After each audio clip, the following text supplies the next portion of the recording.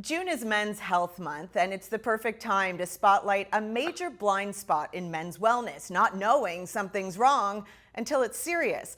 Our next guest knows that reality firsthand.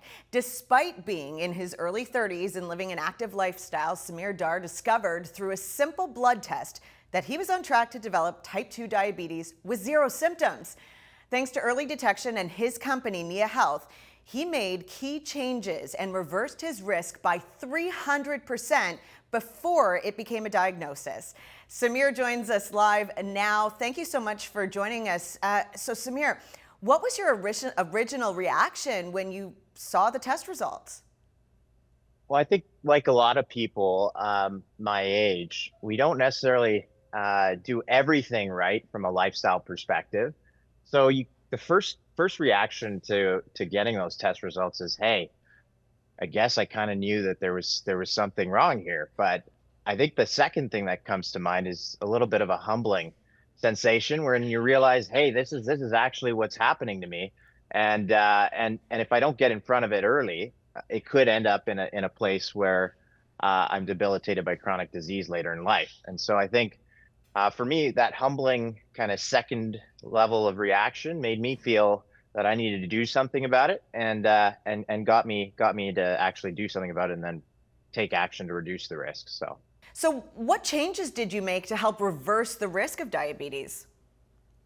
Yeah, I think the number one thing I started with was zone two exercise.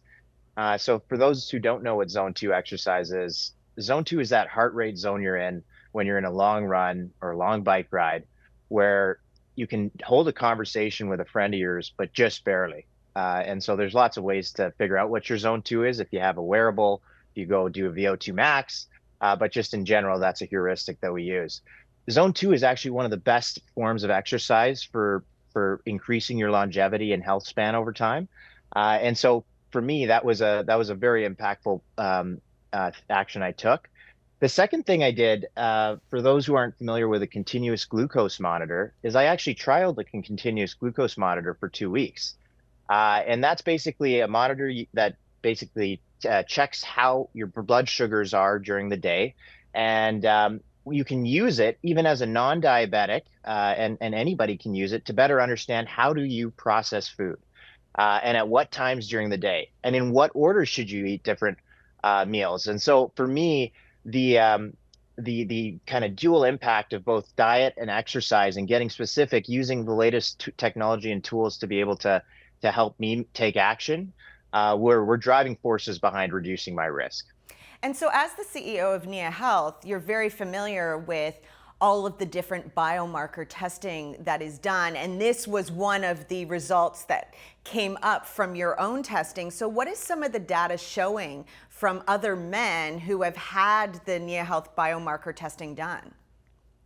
Yeah, so I think one interesting headline stat is 90% of our customers, both men and women, find out some sort of a health indication or risk that they didn't know about before.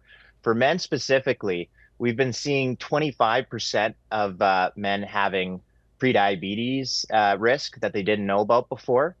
Over 40% have elevated lipids, which is important because those are key driving risk factors for cardiovascular disease, meaning getting a heart attack or a stroke later in life. And then, 50% of folks are deficient on vitamin D or have suboptimal vitamin D levels, which is, of course, something being in Canada, that's not wholly unexpected, but is pretty stark and impactful when you see it in your own body.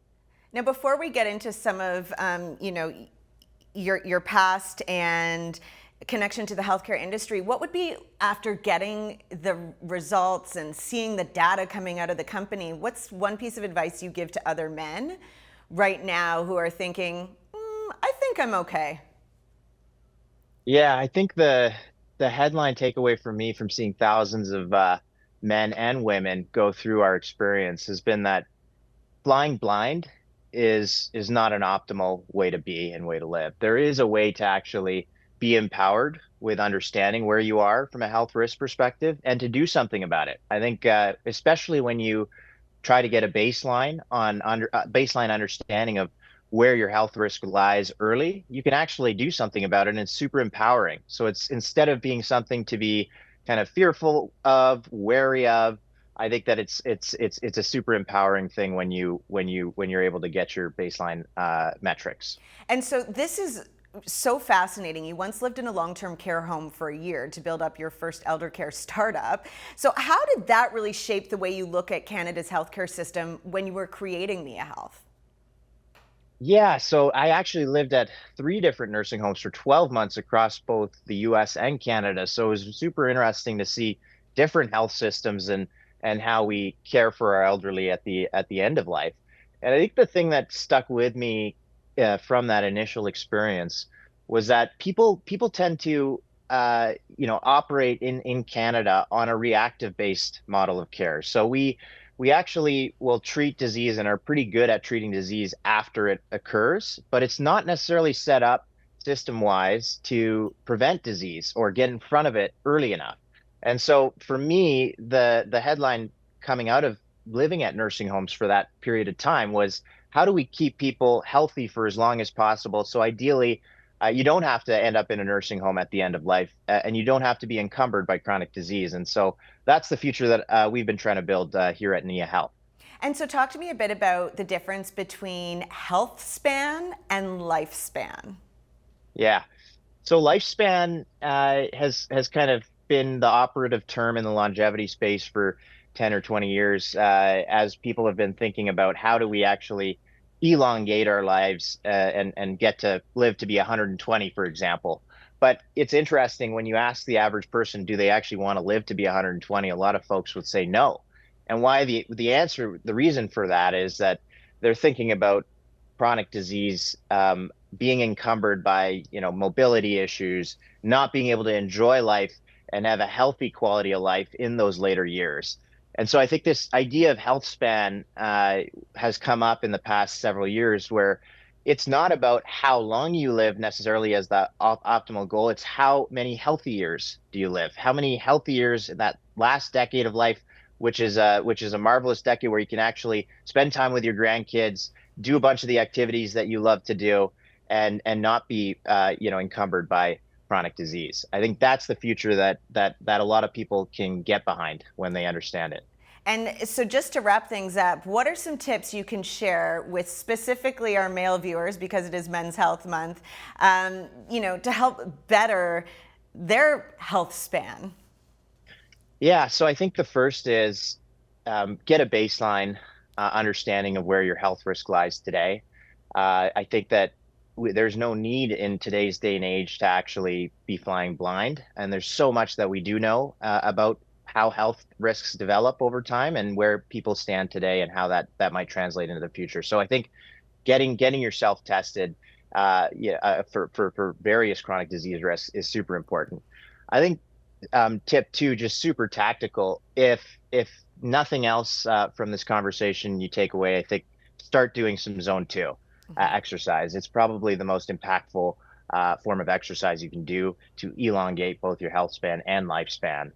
And then thirdly, make it easy, because today, getting a blood test or getting tested for various indicators of chronic disease risk doesn't necessarily require you to have to go into your doctor's office, spend half a day there waiting, et cetera.